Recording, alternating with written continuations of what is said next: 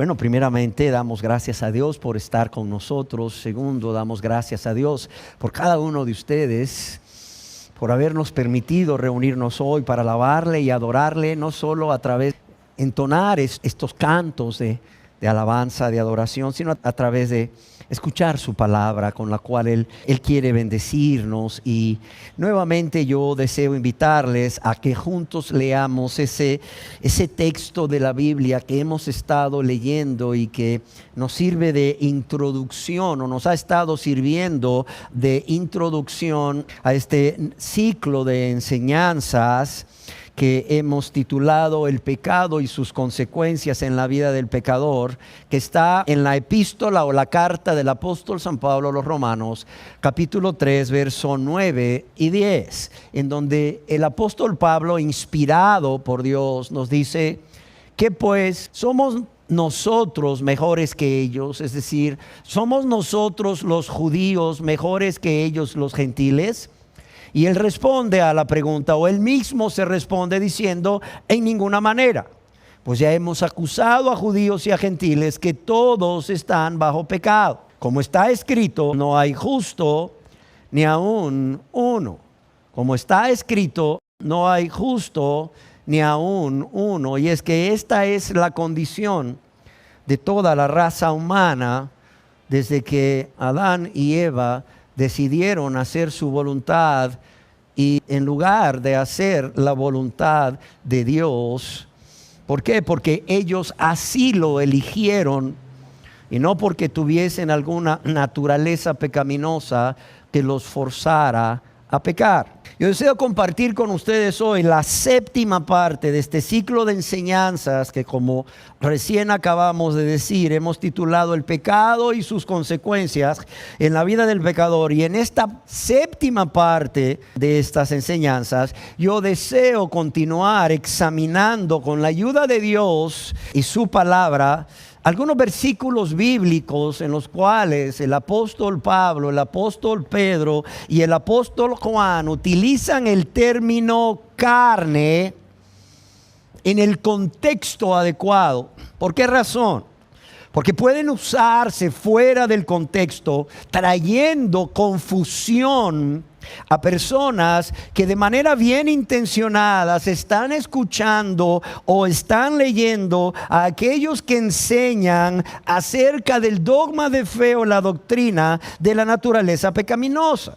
Y decíamos en nuestra enseñanza anterior que quizás usted se haga la pregunta, bueno, ¿y por qué debemos continuar escuchando acerca de esta doctrina y de cualquier otra doctrina? ¿Por qué no se predica el Evangelio? Yo quiero decirle que el Evangelio no solo son las buenas nuevas de salvación, sino que es quitar todo aquello que impide a la persona recibir las buenas nuevas de salvación. ¿Para qué? Para después, una vez preparado el corazón, preparada la mente y preparado el corazón para recibir las buenas nuevas de salvación, estas sean predicadas como lo hemos venido haciendo siempre. ¿Por qué debemos continuar escuchando acerca de esta doctrina o cualquier otra doctrina? Bueno, vimos en nuestra enseñanza anterior que la respuesta nos las da el apóstol Pablo en su epístola a los Efesios capítulo 4 verso 14, en donde les escribe con mucho amor, lleno de amor, además inspirado por el Espíritu Santo, para que ya no seamos niños fluctuantes, llevados por doquiera ¿de qué? De todo viento de doctrina, por estratagema o estrategia de hombres que para engañar emplean con astucia las artimañas del error. Amados y amadas, estamos viviendo en un tiempo donde estamos siendo invadidos por todo viento de doctrina, por estratagema de hombres que para engañar emplean con astucia las artimañas del error. Y esto es parte de un plan de Satanás. ¿Para qué? Para llevar a su pueblo a la apostasía. Amén.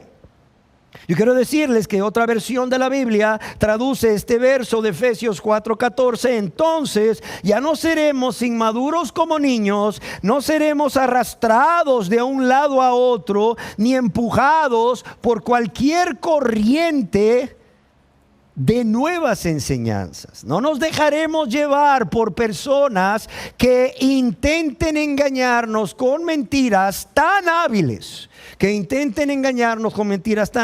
parezcan la verdad. Y generalmente estas mentiras no son otra cosa más que textos fuera de contexto. Es por eso que queremos centrarnos en ciertos textos en su contexto, y es por eso que les rogamos, les suplicamos, nos tengan paciencia. Créanme, es para vuestro bien y por amor a vuestras almas. Y a modo de resumen, por aquellas personas que no han estado con nosotros en las enseñanzas anteriores, diremos que en la primera parte de este ciclo de enseñanzas compartíamos acerca de la necesidad de predicar del pecado, y definimos en esa primera parte o en esa primera enseñanza qué no es pecado y qué es pecado y por qué el pecado es grave. En la segunda parte o segunda enseñanza compartíamos acerca del origen del pecado. En la tercera parte compartíamos, era nuestra intención responder a la pregunta: ¿cuáles son las razones de por qué peca el ser humano? ¿Cuáles son las razones de por qué peca el ser humano? Y sin embargo, les decía que consideraba que era necesario, antes de responder a esta pregunta, centrarme primeramente en responder otra pregunta, y esta es: ¿cuál no es la razón por la que peca el ser humano? ¿Cuál no es la razón por la que peca el ser humano? Y me he estado refiriendo a una razón, y es que el ser humano no peca porque tiene una naturaleza pecaminosa. ¿Por qué razón me he estado refiriendo a esto? Porque un argumento, decíamos, muy comúnmente usado para justificar la vida de práctica de pecado en aquellos que están viviendo una vida de práctica de pecado, es que la carne es débil, o bien mi naturaleza pecaminosa me conduce inevitablemente, me forza inevitablemente a pecar. Y mientras vivamos en este cuerpo, jamás dejaremos la práctica habitual del pecado. No estoy diciendo el pecado ocasional que conste, estoy diciendo la práctica o el hábito de pecar. ¿Por qué razón? Estas personas dicen que no. Mientras estemos en este cuerpo, jamás dejaremos la práctica o el hecho de pecar de manera habitual, porque el cuerpo de estas personas está infectado por el pecado. ¿Por qué razón? Porque el pecado ha venido a ser parte de su cuerpo, una parte inherente, como lo es la célula, como es el vaso sanguíneo, como es el nervio, el músculo, etc. Y ellos dicen que esto es algo que ellos han heredado de sus padres desde el nacimiento, y esto se viene heredando de generación en generación desde que Adán y Eva pecaron. En nuestras enseñanzas anteriores, además de definir lo que es la naturaleza pecaminosa, según los que creen y enseñan esta doctrina, afirmábamos que el error del cual nace esta confesión de fe o doctrina está en primer lugar en la forma como se interpreta el concepto de la doctrina de la depravación humana, lo cual sí es bíblico. Entendiéndose por depravación, o debiéndose entender por depravación, el deterioro o caída desde un estado anterior de perfección física o moral, como se encontraba el ser humano, como se encontraba Adán y Eva antes de que ellos pecaran, antes de la caída. Entonces dice: debiéndose entender por depravación el deterioro o caída de un estado anterior de perfección física y moral, en donde lo que se deprava pierde su modo propio de ser y de obrar, sin perder su virtud o su sustancia. Como sí sucede cuando algo o alguien se corrompe, lo cual es completamente diferente. En segundo lugar, decíamos que el error se debe a no hacer una distinción entre la depravación física de todo ser humano, es decir, el deterioro de nuestro cuerpo, lo cual es involuntario, y por ser involuntario no tiene carácter moral ante Dios, y no debe considerarse pecado, y la depravación moral, lo cual es fruto de una elección consciente y voluntaria, lo cual sí hace responsable moral a cualquier ser humano, sí hace culpable a cualquier ser humano que elige transgredir o violar la ley moral de Dios. Amén. En tercer lugar, veíamos que este error continúa al no diferenciar los diferentes significados que la palabra carne tiene en el griego, los cuales deben ser aplicados de acuerdo al contexto bíblico del texto. ¿Para qué? Para que no lo usemos como pretexto para pecar, para que podamos hacer una exégesis correcta del texto. Amén. En especial, cuando el apóstol Pablo utiliza la palabra carne como una analogía, dándole un nuevo significado a esta palabra para poder transmitirnos lo que él desea expresar. Y este significado de la palabra carne como una analogía es la intención y la voluntad del ser humano entregada, y esta palabra es muy importante, entregada o rendida, o que vive para satisfacer los deseos naturales que posee el cuerpo y la mente humana. Ojo, sin respetar el consejo de Dios, sin respetar su conciencia o los dictados de su conciencia y la razón. Y esto lo hace de forma consciente y voluntaria. De modo que es esto lo que lleva a la persona a ser esclavo del pecado o a estar vendido al pecado, no por naturaleza o pecaminosa, sino por elección. Yo creo que todos recordemos que una analogía es una figura de lenguaje en donde se crean palabras o expresiones nuevas, como hizo Pablo en este caso con la palabra carne. ¿Para qué? Para establecer una relación de semejanza entre cosas distintas. De modo que cuando el apóstol Pablo se refiere a las obras de la carne y en mi carne no mora el bien, no se está refiriendo precisamente a un cuerpo humano infectado o contagiado por el pecado, el cual lo heredamos de nuestros padres, sino a una intención o a la voluntad del ser humano entregada a satisfacer, rendida, que vive para satisfacer los deseos naturales que posee el cuerpo y la mente humana, sin respetar obviamente el consejo de Dios, de su conciencia y la razón. Y hoy, antes de continuar refiriéndome a otros versos que pudieran sacarse del contexto con respecto al uso de la palabra carne que Pablo le da a este como analogía, yo quiero referirme a un cuarto error que he visto que cometen los que creen y enseñan la doctrina de la naturaleza pecaminosa. ¿Y cuál es? Es el que ellos consideran que los deseos naturales del cuerpo humano son pecado.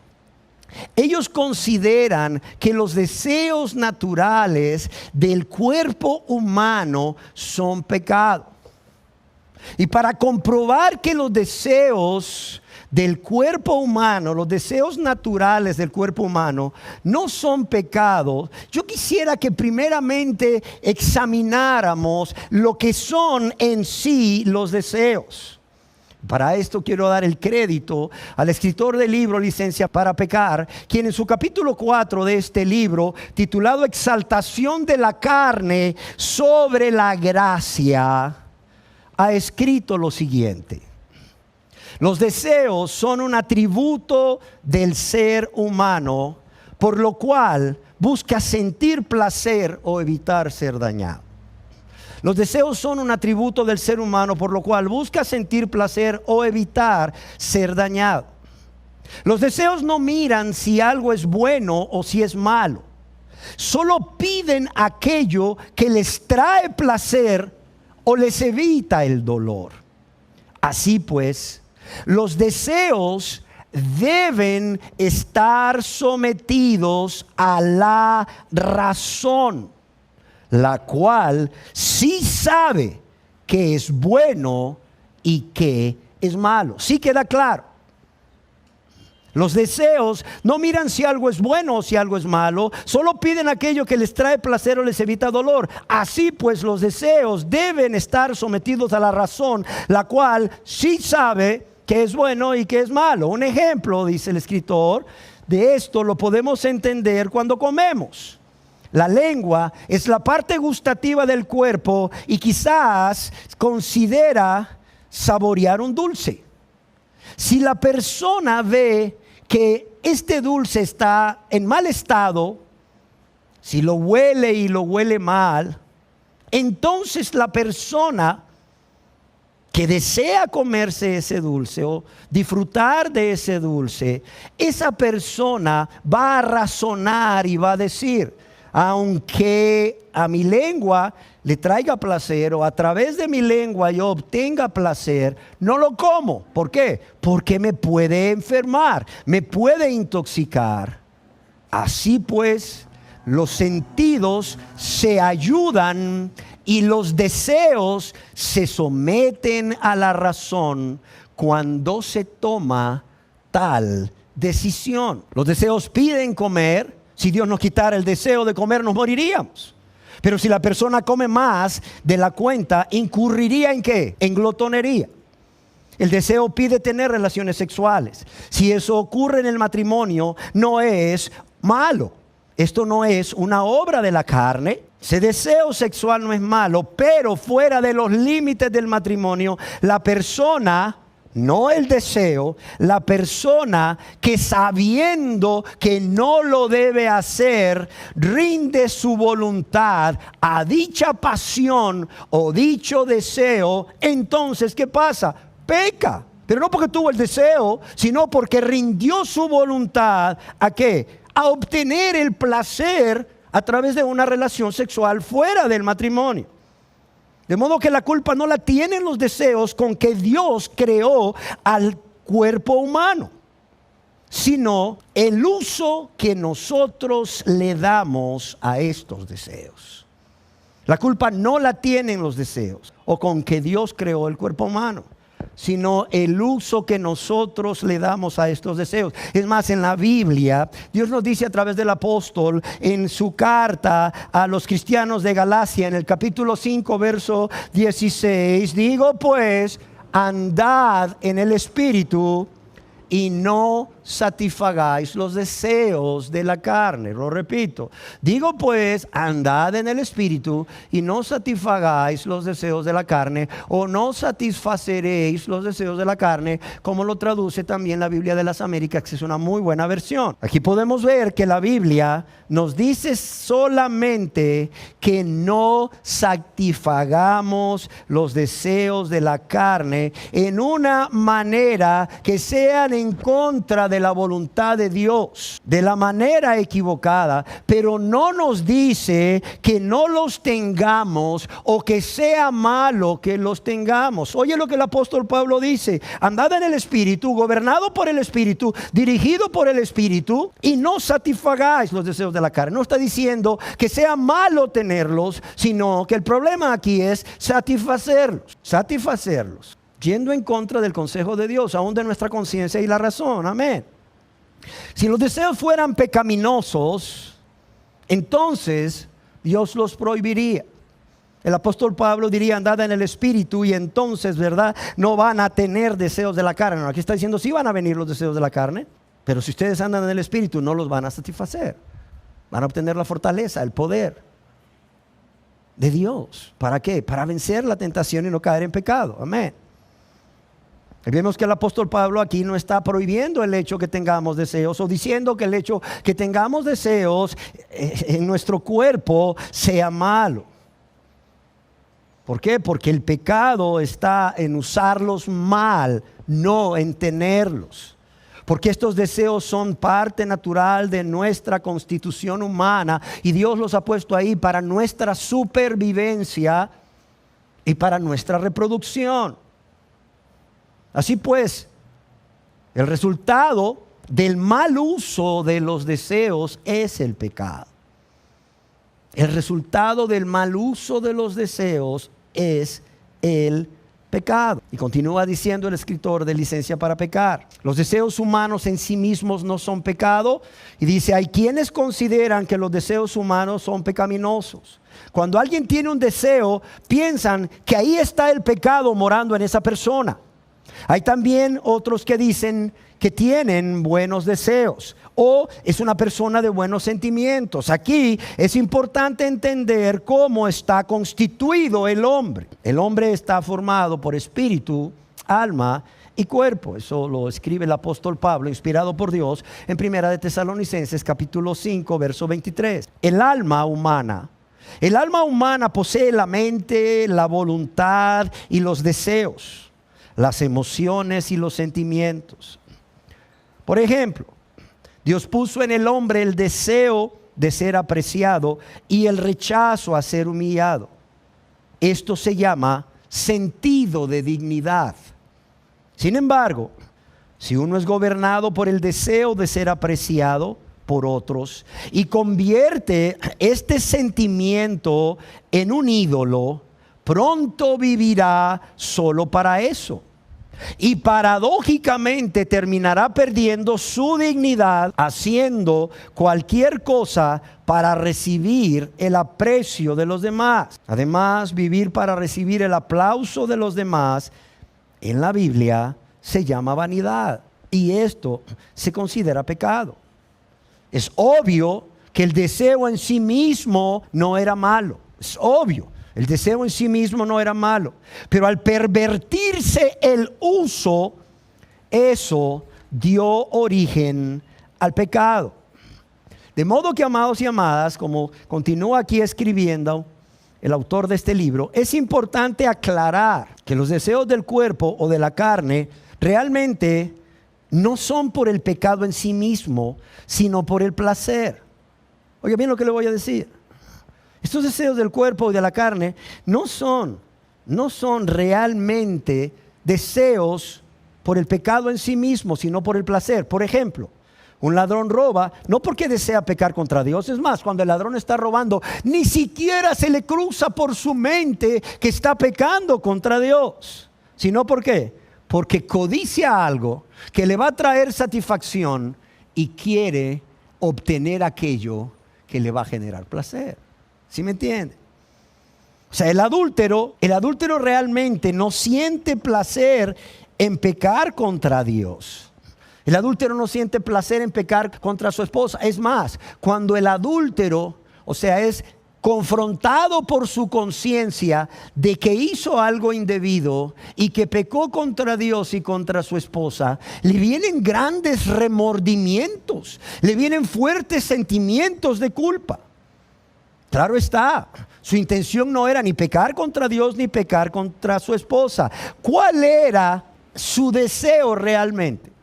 Su deseo era el obtener placer, el obtener el deleite temporal que el pecado del adulterio le iba a conceder. Amén. Es más, cuando Eva pecó en el jardín del Edén, su codicia no era por el pecado, sino porque ella codiciaba la sabiduría. Esa sabiduría que iba a recibir al comer el fruto prohibido. Dice la palabra de Dios en Génesis 3:6, y vio la mujer que el árbol era bueno para comer y que era agradable a los ojos y árbol codiciable para alcanzar la sabiduría, y tomó de su fruto y comió. O sea, realmente si tú le hubieras preguntado a Eva, ¿y realmente tú querías pecar contra Dios? Bueno, la verdad es que en ese momento no lo vi así. Simple y sencillamente vi que el árbol era bueno para comer, que era agradable a los ojos, que era árbol codiciable para alcanzar la sabiduría, y tomé de su fruto y comí. Además, la serpiente me engañó diciéndome, no te preocupes, no vas a morir como Dios ha dicho. Y claro, entonces dije yo, pues ¿por qué no comerlo? ¿Por qué no comerlo si es árbol codiciable para alcanzar la sabiduría? El deseo de ella era por el placer.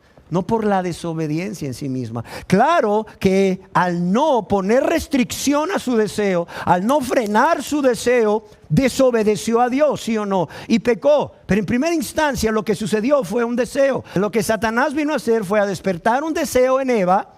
Claro, como hace con todos nosotros. Él viene a despertar un deseo, como vamos a ver más adelante, y el no ponerle un alto a este deseo, el no velar y el no orar a Dios para no caer en tentación, es lo que lleva a la persona a desobedecer a Dios y a pecar contra Dios. Pero en un inicio el deseo que estaba ahí no era para pecar contra Dios, era para satisfacerse egoístamente. Amén. Y habiendo dicho eso, yo espero que entendamos más el concepto de cómo el ser humano está formado. Y no solo eso, sino lo que el apóstol Pablo, el apóstol Pedro, el apóstol Juan quieren decir realmente cuando hablan muchas veces de la carne. Pero también cuando el apóstol Pablo habla de carnal. Como allá en Romanos 7:14 cuando dice, mas yo soy carnal vendido al pecado. O en 1 Corintios 3:1 cuando le dice a los corintios que son carnales. Igual ahí en 1 Corintios capítulo 3 verso 3 y 4. Amén. Y es por ello que en nuestra enseñanza anterior nos detuvimos a hacer una exégesis lineal desde el verso 17 del capítulo 7 de Romanos hasta el verso 24 para demostrar que en varios de estos textos que se usan como fundamento de esta doctrina de la naturaleza pecaminosa, el apóstol Pablo en ningún momento está queriendo demostrar que el ser humano nace con una naturaleza pecaminosa, la cual es la causa de que las personas vivan vidas de práctica de pecado. Y hoy deseo referirme a otros versos que están en Romanos 8, como son Romanos 8:1, Romanos 8:3, Romanos 8:4, 5, 6, 7, 8, 9, 12 y 13, en donde el apóstol Pablo usa la palabra carne. Y en donde leemos, ahora pues, ninguna condenación hay para los que están en Cristo Jesús, los que no andan conforme a la carne, sino conforme al Espíritu. Porque lo que era imposible para la ley, por cuanto era débil por la carne, Dios enviando a su Hijo en semejanza de carne de pecado, y a causa del pecado condenó al pecado en la carne. Verso 4, para que la justicia de la ley se cumpliese en nosotros, que no andamos conforme a la carne, sino conforme al Espíritu. Porque los que son de la carne piensan en las cosas de la carne, pero los que son del Espíritu en las cosas del Espíritu. Porque el ocuparse, verso 6, de la carne es muerte, pero el ocuparse del Espíritu es vida y paz. Verso 7, por cuanto los designios de la carne son enemistad contra Dios, porque no se sujetan a la ley ni tampoco pueden. Y los que viven según la carne no pueden agradar a Dios. Mas vosotros, verso 9, no vivís según la carne, sino según el Espíritu. Si es que el Espíritu de Dios mora en vosotros. Y si alguno no tiene el Espíritu de Cristo, no es de él. Y yo considero que es importante que nos detengamos aquí para hacer notar de que en los versículos 1, 4, 5, 6, 8 y 9, Pablo está haciendo uso de la palabra carne, como ya lo vimos anteriormente, como una analogía. ¿Por qué razón? Porque no se está refiriendo a algo con que nacemos ya y que lo heredamos de nuestros padres. Se está refiriendo en estos versos a un estilo de vida. Óigalo bien. Se está refiriendo a un estilo de vida. Al asociar la palabra carne con los que no andan conforme a la carne. Los que no andan conforme a la carne, sino conforme al Espíritu. Verso 1. Dice luego, no andamos conforme a la carne, sino conforme al Espíritu. Verso 4. Porque los que son de la carne, pero también dice, pero los que son del Espíritu. Verso 5. Porque el ocuparse, y aquí la palabra ocuparse, el ocuparse de la carne también se puede traducir, el entregarse a la carne o vivir para la carne es muerte. Pero dice Pablo, el ocuparse o entregarse o vivir para el Espíritu es vida. Verso 6. Y más claro aún cuando el apóstol Pablo escribe, y los que viven según la carne. Ese es el verso 8. Y ahora más vosotros no vivís según la carne, sino según el Espíritu. Yo creo que aquí es importante que veamos que el apóstol Pablo asocia la palabra carne con un estilo de vida. O vives en la carne o vives en el Espíritu. O andas conforme a la carne o andas conforme al Espíritu. O eres de la carne o eres del Espíritu. O te ocupas o vives para entregarte a la carne, lo cual es muerte. O te ocupas o vives para entregarte al Espíritu, por lo cual es vida. Amén. Y amados, ¿qué pasa cuando nosotros vemos el contexto en que la palabra carne está siendo usada? Y el contexto es un estilo de vida que la persona escoge, un estilo de vida que la persona decide vivir de manera consciente y voluntaria. Bueno, aquí nos damos cuenta entonces que el uso que el apóstol Pablo le está dando a la palabra carne es el uso que él ya le dio en Romanos 7, 14, etcétera, cuando habla de la carne como una analogía. El apóstol Pablo está hablando de una persona que está rendida o que vive para rendir o para entregar su intención y su voluntad a satisfacer los deseos naturales que posee su cuerpo y su mente, o el cuerpo y la mente humana, en contra de la voluntad de Dios o los consejos de Dios, en contra de la conciencia y en contra de la razón. Y eso lo lleva a ser un esclavo del pecado o vendido al pecado, pero por elección. ¿Por qué? Porque el apóstol Pablo está hablando de dos estilos de vida diferentes. Amado y amada, no hay cristianos carnales. Tú no puedes andar en la carne y andar en el Espíritu. Aquí vemos a través de estos textos, y más textos aún en Romanos 8, que o andamos conforme a la carne o andamos conforme al Espíritu. O somos de la carne o somos del Espíritu. O nos ocupamos o vivimos o nos entregamos a la carne para muerte, o nos ocupamos o vivimos para entregarnos al Espíritu para vida. Amén. Es más, el apóstol Pablo culmina en Romanos 8 diciendo: mas vosotros no vivís según la carne, sino según el Espíritu. Yo espero que esto quede claro, amados. Claro, es conveniente, a cualquier persona le conviene, o sea, no solo que haya naturaleza pecaminosa, sino que haya cristianos carnales. ¿Por qué? Porque hacen una oración de aceptar a Cristo sin convicción de pecado, sin arrepentimiento y sin la fe bíblica para salvación en la persona de Jesucristo y en su obra al venir a esta tierra, al hacerse un ser humano como nosotros y morir en esa cruz, ser sepultado y resucitar para nuestra justificación.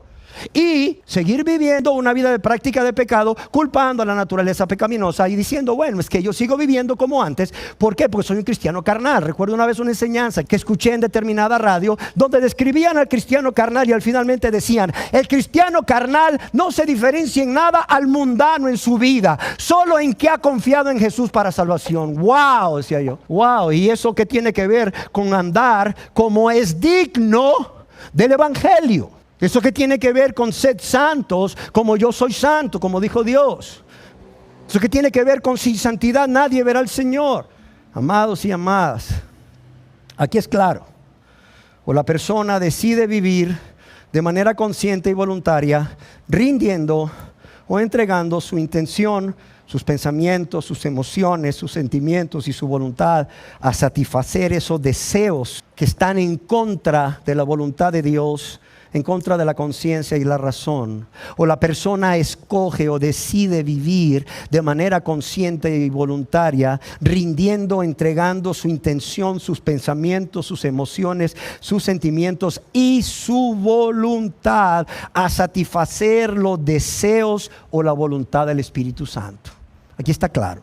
Y cuando la persona decide de manera consciente y voluntaria rendir o entregar sus pensamientos, su voluntad, sus emociones, sus sentimientos para satisfacer los deseos o la voluntad del Espíritu Santo, esta persona se dice que va a andar en el Espíritu. Esta persona va a ser gobernada y dirigida por el Espíritu de Dios y va a vivir una vida santa, apartada del pecado y del mal, consagrada para Dios. Amén.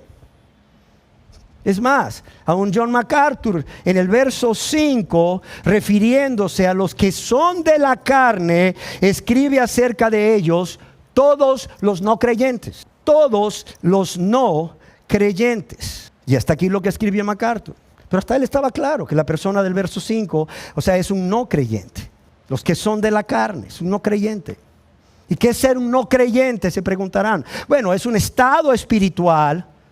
Ser no creyente es un estado espiritual en el cual la persona que está en este estado o condición está viviendo un estilo o forma de vida egoísta. ¿Y por qué es egoísta? Está practicando el pecado, y porque practica el pecado está apartado de Dios, y porque practica el pecado podemos ver que esta persona ni ama ni teme a Dios, ni obedece sus mandamientos, ni ama a su prójimo. Punto.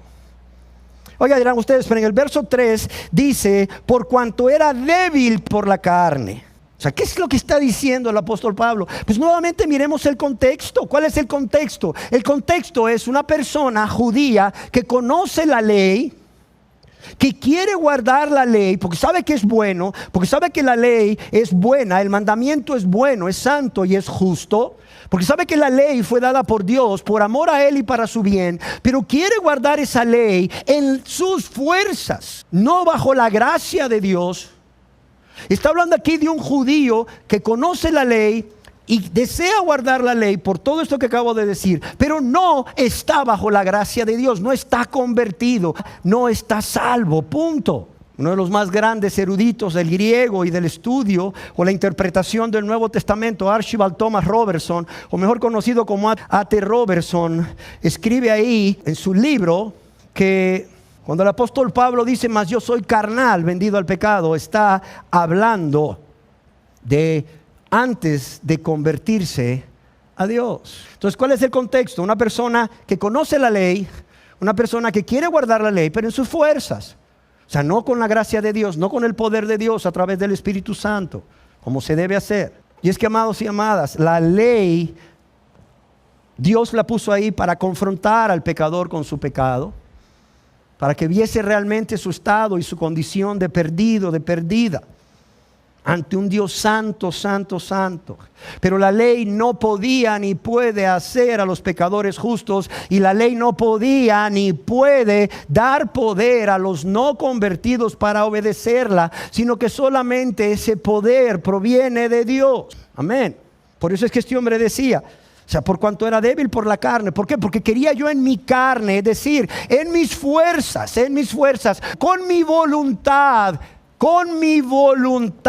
rendida a satisfacer los deseos naturales del cuerpo y de la mente humana, así quería yo obedecer a Dios. Y es lo que le pasa a muchísimas personas. Hay gente que me dice: pastor, ayer hablaba con una de ellas en la noche, por cierto, me decía: pastor, yo no sé lo que pasa, yo ya he oído lo suficiente de la palabra de Dios como para saber cuál es la decisión que Dios me demanda que debo de tomar, y esta es convertirme a Él.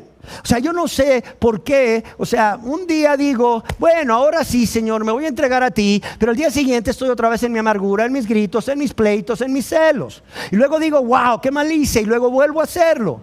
Te voy a explicar por qué. Porque la palabra que se te ha predicado es un ayo, es como una nodriza que te va a llevar a Cristo. ¿Por qué? Porque te confronta con tu pecado y te hace ver tu condición de pecador perdido delante de Dios, digno o merecedor de la ira de Dios, digno del castigo de Dios. Pero esa ley, el conocer esa ley y el querer en tus fuerzas guardar la ley, no te va a llevar a vencer la tentación. ¿Por qué razón? Y le voy a explicar cuál es más bien el error que están cometiendo estas personas. O sea, es decir, ok, Señor, yo me entrego a ti. Yo me entrego a ti, Señor. Lávame y límpiame de mis pecados, Señor. Hazme tu hijo y ayúdame a vencer la tentación. Pero su voluntad no ha sido rendida a Dios. No sé si me explico. La persona sigue creyendo que él o ella tienen derecho a hacer su voluntad y no la de Dios. O hacer la voluntad de Dios cuando les convenga egoístamente y hacer la voluntad de ellos cuando les convenga egoístamente. Amén. No es el caso de un esclavo o un siervo cuya voluntad estaba rendida siempre, 24/7, como dicen los chavos, 24 horas al día, 7 días a la semana. ¿A quién? A su amo. O sea, era inconcebible que un esclavo dijese, bueno, en esto voy a obedecer a mi amo. Pero en esto no voy a hacer su voluntad, olvídate. El esclavo obedecía porque obedecía 24/7. Su voluntad estaba anulada y era la voluntad del amo la que predominaba. Lo que el amo decía, eso se hacía, punto. Por eso eran esclavos, porque no eran libres para hacer lo que ellos realmente querían. O sea, la persona viene a Dios y le dice, Señor, sé que soy un pecador, Señor, perdóname y ayúdame. Qué bien, ¿no? Pero bueno, ¿y su voluntad qué? ¿Cómo que mi voluntad qué? Bueno, ¿que Jesús es el Señor de su vida? No, yo sigo decidiendo en muchas cosas lo que yo voy a hacer. Oiga, entonces usted no ha muerto a usted mismo. O sea, usted no ha rendido su voluntad a Dios. No, pero ¿y eso es necesario? Pues a mí me habían dicho que solamente tenía que reconocer que era pecador, ¿verdad? Y que Cristo murió por mí y que, bueno, pues si yo le recibía como mi Salvador me iba a ir al cielo, no me iba a ir al infierno. Oiga, pero nunca nadie le habló de la voluntad rendida a Dios, de ser siervo de Dios, de que Dios es tu Señor y que Jesús es tu Señor y tu Salvador y que Jesús no puede ser tu Salvador si también no es tu Señor. Nunca le dijeron eso, que si Jesús no es tu Señor, no puede ser tu Salvador. No, dice la gente, pues ese es el problema. Además, nunca le dijeron que usted tenía que morir a usted mismo y no solo a ese derecho que usted cree que tiene de hacer su voluntad, sino también a ese egoísmo, a ese solo vivir para usted. Solo vivir para usted, donde no le importa a nadie más que usted. Ahí no le importa a Dios, ni lo que Dios dice, ni lo que Dios manda, ni lo que Dios siente, ni lo que su prójimo espera de usted, o lo que su prójimo siente cuando usted peca contra su prójimo, a quien dice amar, por cierto. Es que soy débil en la carne, claro, porque el conocimiento no te va a dar la fuerza para vencer la tentación y honrar a Dios y glorificar a Dios con una vida recta, agradable a Dios. Pero también mientras tú sigas siendo egoísta o no renuncies primeramente al egoísmo, no renuncies el vivir solo para ti, sino que de ahora en adelante vas a vivir para Dios, amando a tu Dios con todo tu corazón, tu alma, tu mente y tus fuerzas, y a tu prójimo como a ti mismo. Y mientras tú no rindas esa voluntad que le habías rendido a los deseos de la carne, que son contra la voluntad de Dios, a hacer la voluntad de Dios, olvídate, vas a estar en esta situación. Dices, yo quiero, pero caigo, yo quiero, pero caigo. Ahí está. Por cuanto era débil por la carne. Y por cierto, oye lo que dice el apóstol Pablo. ¿Qué dice el apóstol Pablo aquí? Hermanos, no se preocupen. Eso que está diciendo ese predicador es nada. Siempre van a ser débil. Siempre van a ser débil por la carne. Eso es algo que desde que nacen ya lo tienen hasta que se mueren. No. ¿Qué dice el apóstol Pablo en el verso 3? Dice, por cuanto soy débil en la carne o por cuanto era débil en la carne. ¿Qué dice? Léanlo en su Biblia, por favor, Romanos 8:3. Yo creo que usted lo lee en su Biblia. Y alguien que lo encuentre, me diga, por favor, ¿qué dice?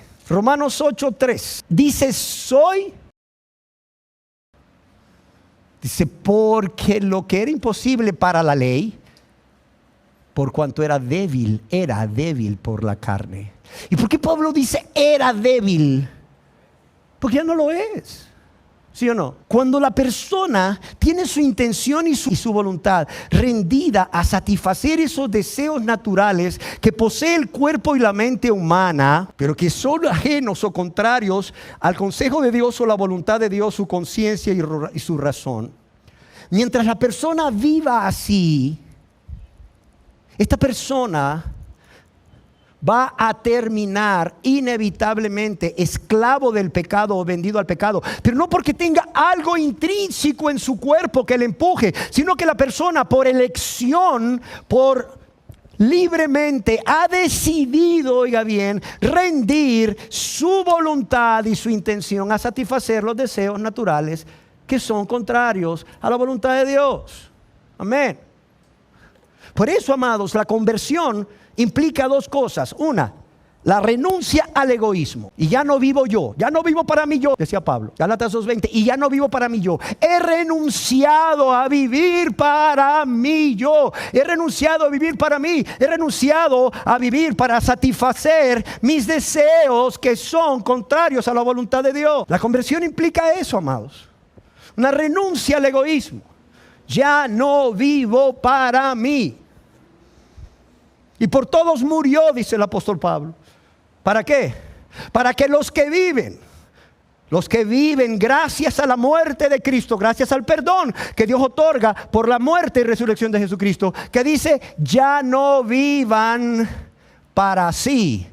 Anótalo, Romanos 5:15, y por todos murió, para que los que viven, dice, ya no vivan para sí, ya no sean egoístas, sino para aquel que murió y resucitó por ellos.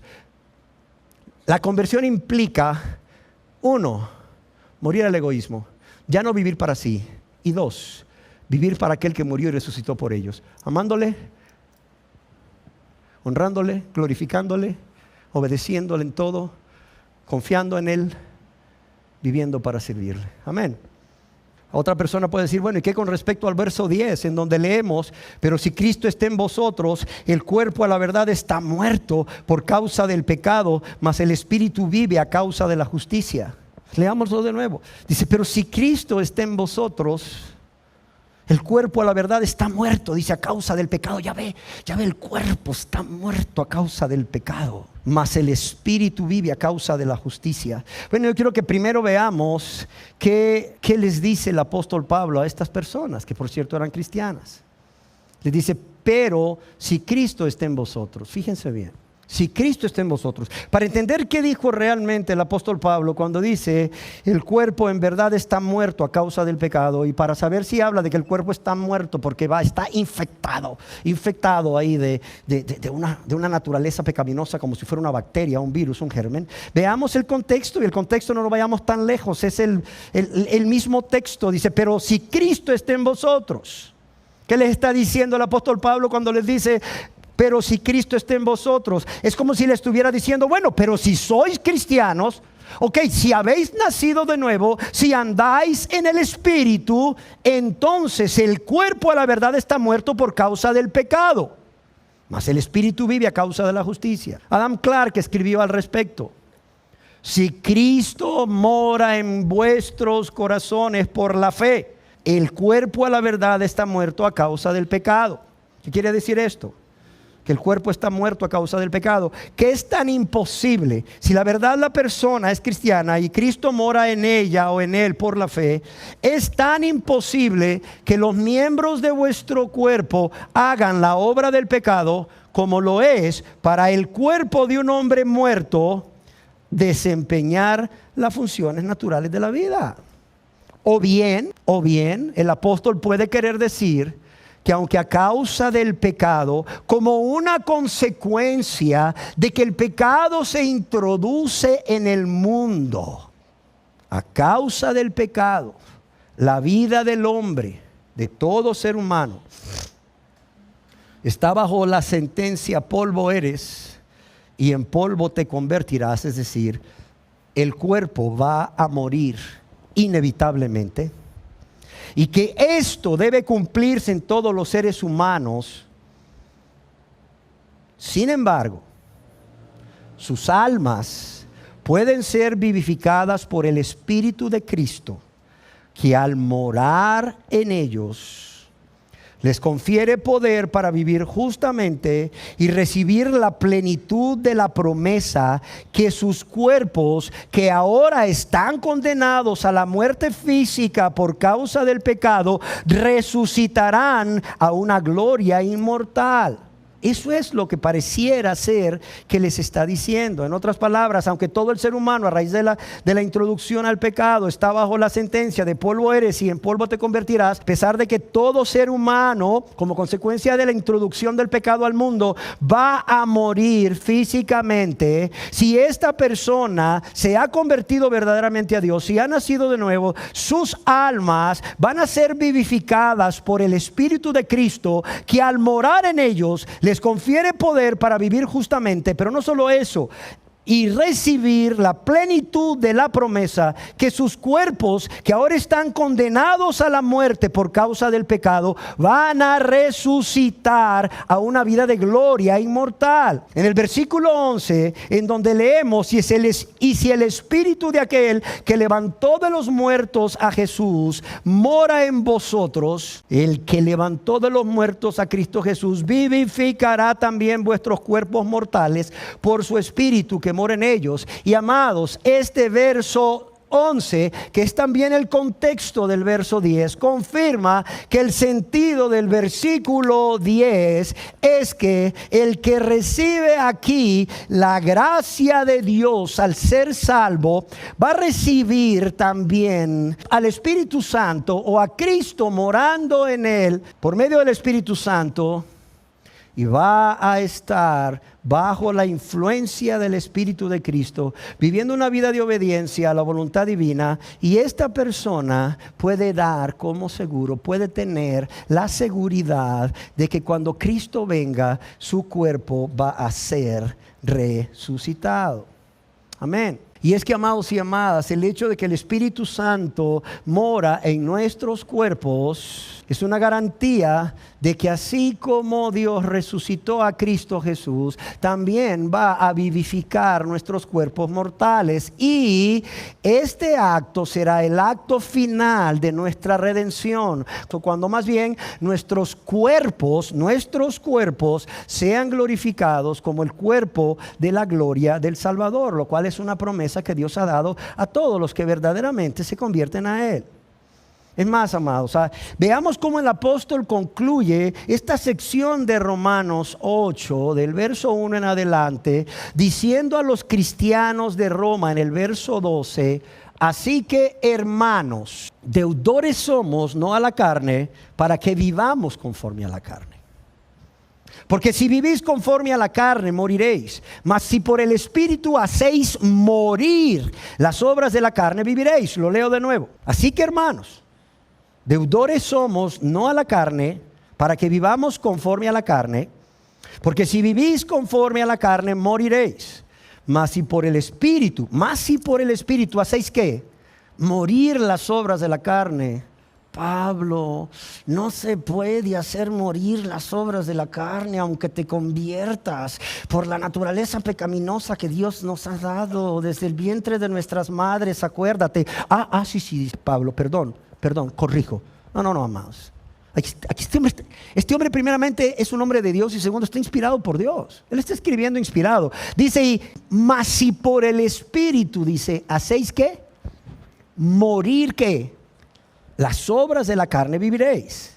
Yo quiero detenerme aquí nuevamente para que juntos observemos dos afirmaciones del apóstol Pablo a los cristianos. La primera de ellas es: deudores somos, no a la carne. Deudores somos, no a la carne, para que vivamos conforme a la carne.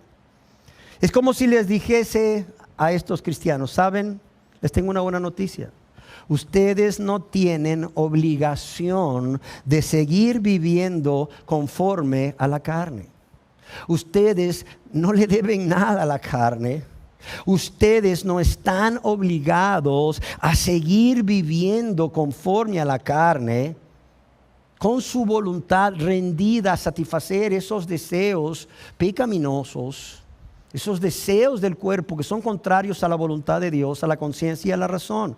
No están obligados a seguir viviendo así. ¿Por qué? Porque, como él mismo dice ahí en Romanos 8, ¿qué fruto tenías? ¿Qué fruto tenías? ¿De qué? ¿Qué fruto teníais de aquellas cosas de las cuales ahora os avergonzáis? ¿Por qué? Porque el fin de ellas es muerte. Es como si les dijese, oigan, ustedes no han obtenido ningún provecho de vivir una vida de práctica de pecado. No han obtenido ningún provecho de vivir egoístamente, rindiendo su voluntad y su intención a satisfacer los deseos de los ojos, de la carne y la vanagloria de la vida y no la voluntad de Dios. ¿Por qué? Porque el fruto de su pecado es muerte espiritual y es muerte eterna. Y por cuanto ustedes no han obtenido ningún provecho de vivir así, pues no están obligados a vivir así. No están obligados a vivir así. Y la segunda cosa que quiero que veamos es que les dice, mas si por el Espíritu hacéis morir las obras de la carne, viviréis. ¿Qué les está diciendo? Si buscáis esa gracia de Dios, si buscáis esa ayuda espiritual en Cristo para vencer la tentación y el pecado, entonces van a resistir. Van a resistir. Y al resistir, cuando viene la tentación, con la ayuda de Dios, obviamente, entonces el fruto de esto, ¿cuál va a ser? Que haréis morir las obras de la carne. Esas obras de la carne en contra de las cuales la ley no os proporcionó ninguna ayuda. Y no solo vas a hacer morir las obras de la carne, vas a vivir en el Espíritu. Vas a vivir una vida de fe. Vas a vivir una vida de amor. Vas a vivir una vida de santa obediencia. Y en la eternidad vas a vivir una vida de gloria. Amados, y cuando vemos cómo Pablo está afirmando a sus lectores cristianos que es posible hacer morir las obras de la carne, cuando les dice de qué manera se logra la victoria y la vida eterna, y esto es con la ayuda de Dios, esto nos lleva obligadamente a ir a otro texto.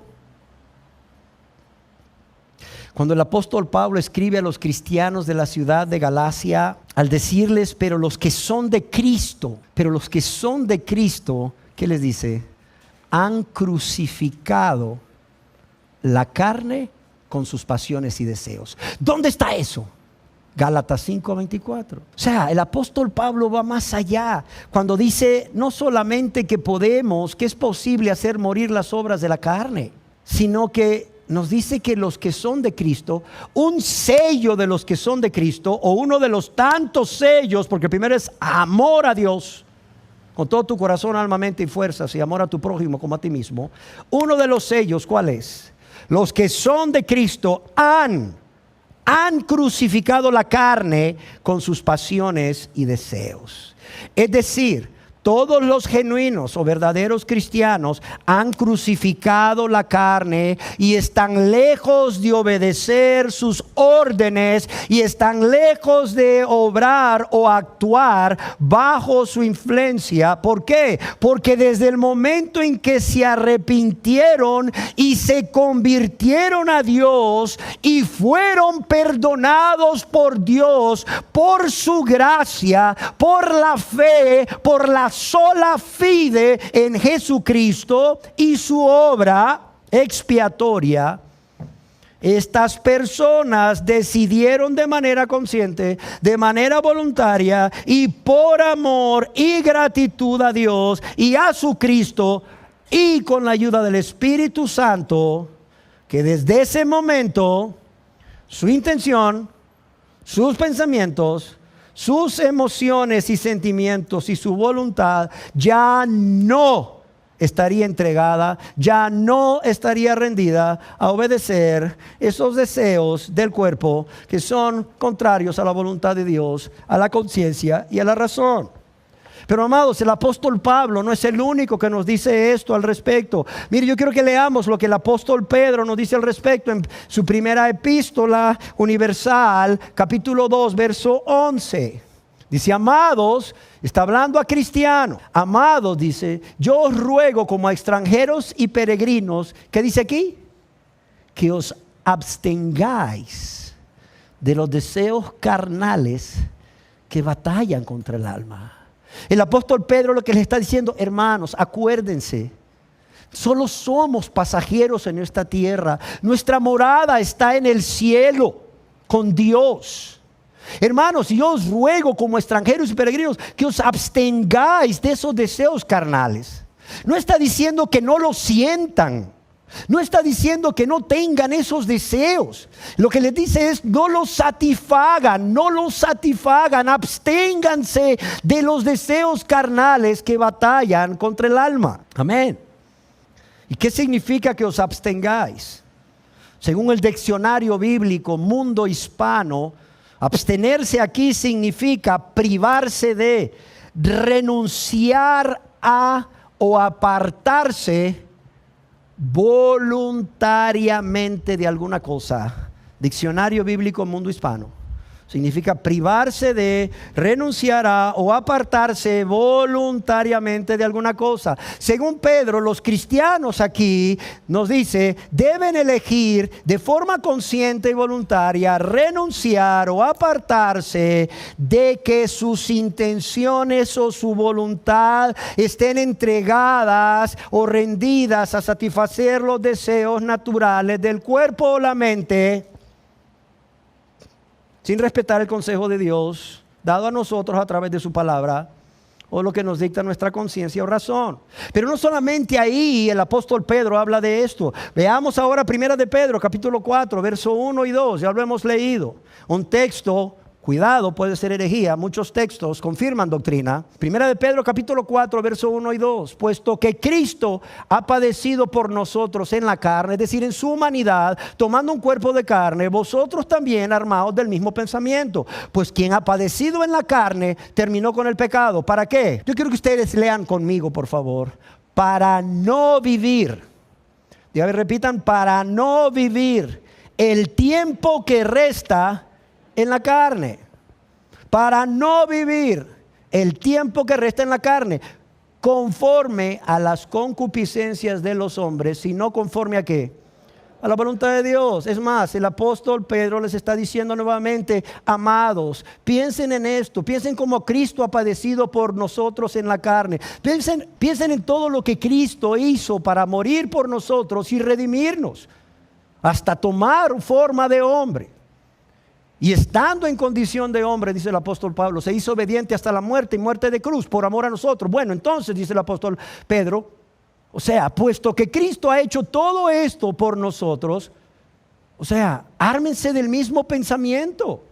Tomen una resolución. ¿Cuál es esta resolución? Ya no vivan el tiempo que resta en la carne. Ya no vivan el tiempo que resta desde el momento de su conversión a Dios en la carne, conforme a las concupiscencias de los hombres, sino conforme a la voluntad de Dios. Es decir, elijan vivir no conforme a las concupiscencias de los hombres, sino conforme a la voluntad de Dios. Punto. Amén.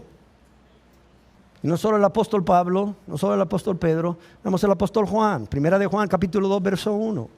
El apóstol Juan escribe al respecto, hijitos míos, está escribiendo a cristianos, estas cosas os escribo ¿para qué? ¿Para qué? No les escucho. ¿Para qué? Espérate, Juan, estás igual que Pablo y que Pedro, la misma herejía tienes, Juan. Oye, Juan, ¿qué se te olvidó que nacimos con una naturaleza pecaminosa heredada de Adán a través de nuestros padres, sobre todo de nuestro papá, ¿verdad? Y que no podemos dejar de pecar. Juan dijo, sí es cierto, vamos a corregir lo que escribimos. No, ¿sabes cómo quedó la palabra inspirada por Dios de esta manera? Hijitos míos, estas cosas os escribo, ¿para qué? Para que no pequéis. Amados y amadas, en todas las dispensaciones y pactos que Dios ha hecho con el hombre, ¿la voluntad de Dios es cuál? Obviamente que Dios sabe, como sabía que Adán y Eva van a pecar, que el ser humano, el cristiano, el que ha nacido de nuevo, el verdadero, el genuino cristiano puede pecar. Dice, y si alguno hubiere pecado, ya dice, abogado tenemos para con el Padre, a Jesucristo el justo. O sea, ¿de qué estamos hablando? Estamos hablando de que no existe una naturaleza pecaminosa que te obliga a pecar y que nunca vas a dejar de hacerlo. Nunca vas a poder obedecer todo lo que Dios te dice a través de Pablo, Pedro y Juan. Pero también ¿de qué estamos hablando? No estamos hablando de perfección sin pecado. No estamos hablando de que el cristiano cuando se convierte a Dios y es lleno del Espíritu Santo no va a volver a pecar. No estamos hablando de eso, que quede claro. Juan aquí es claro, dice: hijitos míos, estas cosas os escribo para que no pequéis. Y si alguno hubiere pecado,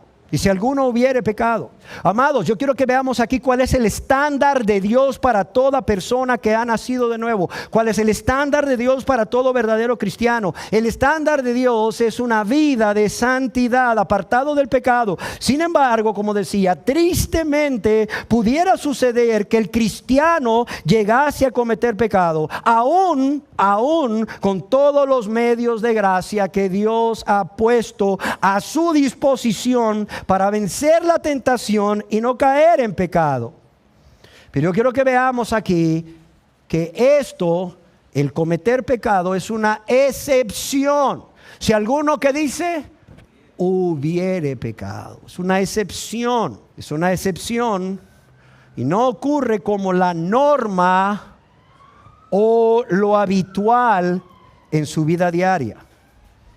A diferencia de aquellos que viven vidas de práctica de pecado y que quieren justificar esa vida de práctica de pecado culpando a la naturaleza pecaminosa con que nacieron y que los obliga a pecar. Amados y amadas, todos estos versos que hemos visto, versículos y muchos más, forman parte de una extensa evidencia a través de toda la Biblia de que cuando una persona se convierte a Dios por la gracia de Dios, sola gracia, por la fe en Jesucristo, solo la fe como su único y suficiente Señor y Salvador, no está obligado a seguir practicando las obras de la carne, si así elige hacerlo con la gracia de Dios. Por tanto, no es cierto que el ser humano tenga una naturaleza pecaminosa que desde que nace hasta que muere les obliga a pecar y a vivir vidas de práctica de pecado. Y algo que me preocupa, ya lo he dicho, es que los defensores de esta doctrina han llegado hasta el punto de afirmar que esta naturaleza pecaminosa les obliga a pecar continuamente o a vivir vidas de práctica de pecado, aunque ellos sean cristianos, redimidos. Pues según esta doctrina, aunque nuestros pecados sean perdonados, dicen ellos, y somos limpios y salvos, sin embargo, ojo, nuestra carne permanece exactamente igual a antes de serlo. Y esto se debe, según ellos, a que una vez que la persona recibe al Señor como su Salvador, esta persona nace de nuevo en su espíritu humano, a través del Espíritu Divino de Dios, pero su carne continúa siendo carne. Por tanto, aunque esta persona crea que es cristiana y confiese ser salva por la gracia de Dios, dicen ellos, va a estar siempre cayendo en la tentación, viviendo vidas de práctica de pecado. Sin embargo, como también ya hemos visto, esto no tiene su origen en la Biblia, sino en ¿quién? En Marción, un teólogo que vivió en el siglo II y que enseñaba que Dios salva al espíritu del hombre y no la carne. ¿Y de dónde trae esto Marción? Del gnosticismo. Lo trae del gnosticismo. Amados, es palabra de Dios. Yo no he hecho más que leer textos bíblicos en el contexto. Punto. Y yo quiero decirles, y finalizo con esto, esta enseñanza, que tal como hemos interpretado en estos versos de Romano, como cuando el apóstol Pablo utiliza la palabra carne, se está refiriendo a carne como una analogía y no al cuerpo humano infectado por el pecado, como si fuera un virus.